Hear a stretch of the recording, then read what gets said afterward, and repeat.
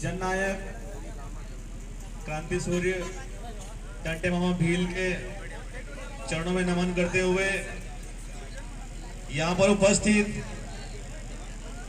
हमारे आदिवासी समाज, दलित समाज के शेर जो इस सरकार से लड़ाई लड़ने के लिए यहाँ पर 144 की बेड़ियां तोड़कर कलेक्टर से आंख में आंख डालकर बात करने के लिए एक बार आपके लिए तकने जोड़ रहा हूं। साथियों, लड़ाई बड़ी लंबी है। इस लड़ाई में हमको समझने की जरूरत है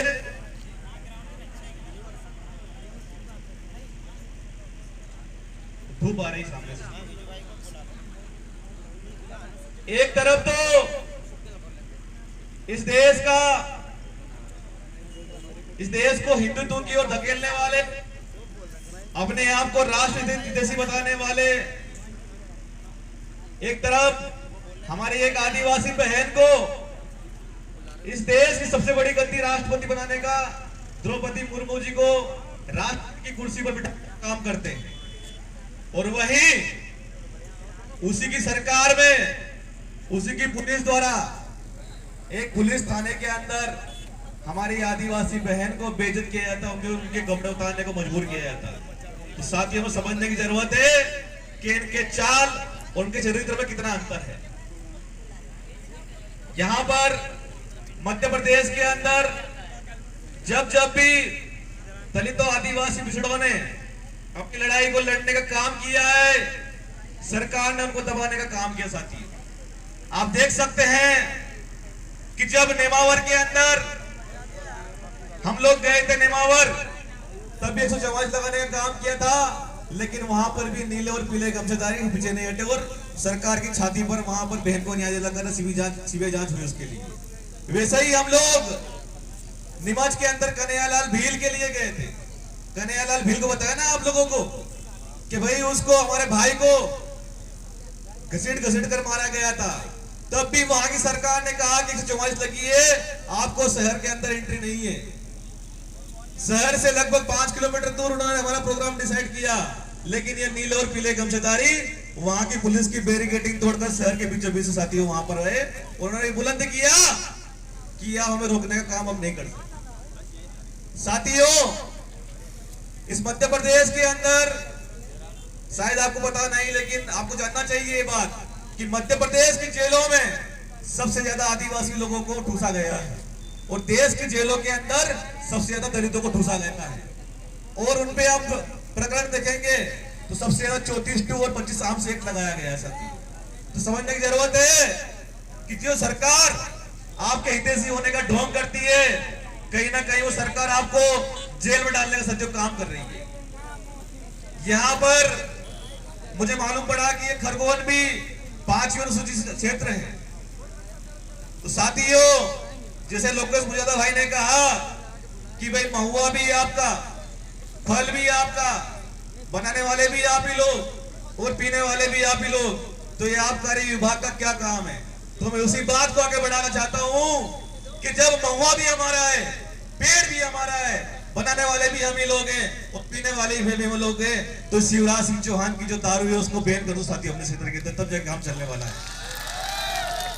शिवराज सिंह चौहान की अंग्रेजी शराब, देसी शराब को आप सदियों तालाबंदी करने का काम करें और ये मांग करें। अभी तो मुझे बोलने में मैंने परिचय भी दिया है।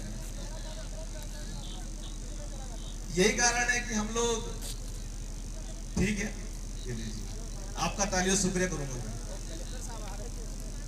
अरे कलेक्टर आएगा तो हमारे यहाँ नीचे बैठेगा, हमारे भाइयों के बीच में। समय ज्यादा कम है इसलिए कलेक्टर आएगा तो वो नौकर है हमारे यहाँ बैठेगा, बीच में आके हमारी बात सुनेगा खड़ा होकर, ऐसे नहीं कि वो छाती में तेल डालेगा।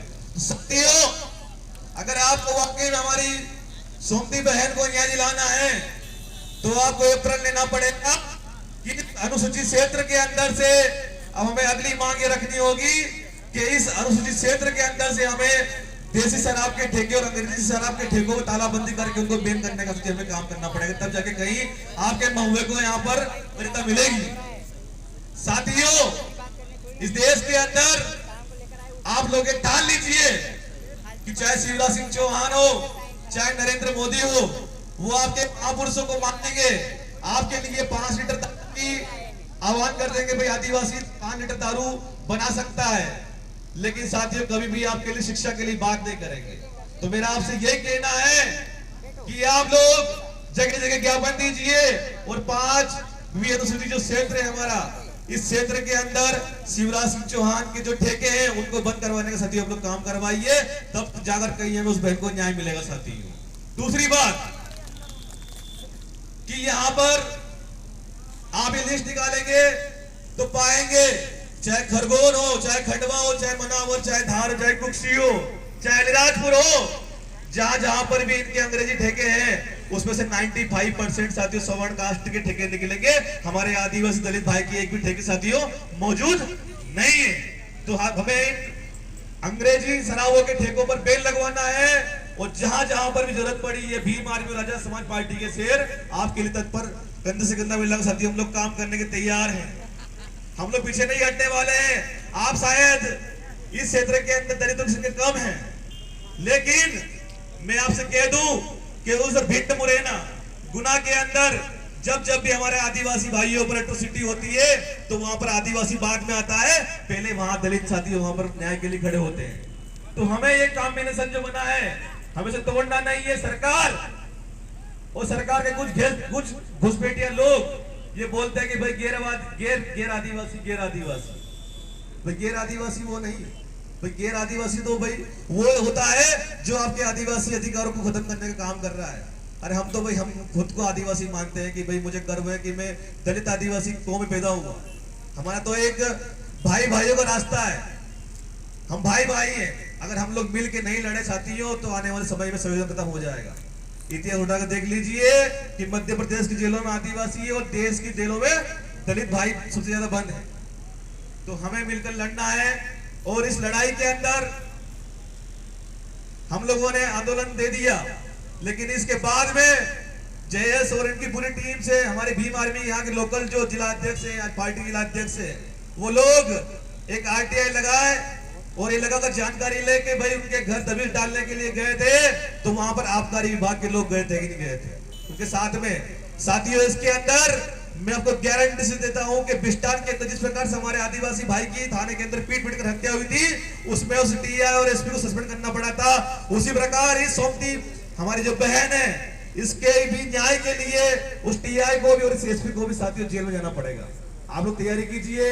आप लोगों ने मेरी बात को सुना। जय भीम, जय जोहार, जय आदिवासी, जय डंडिया।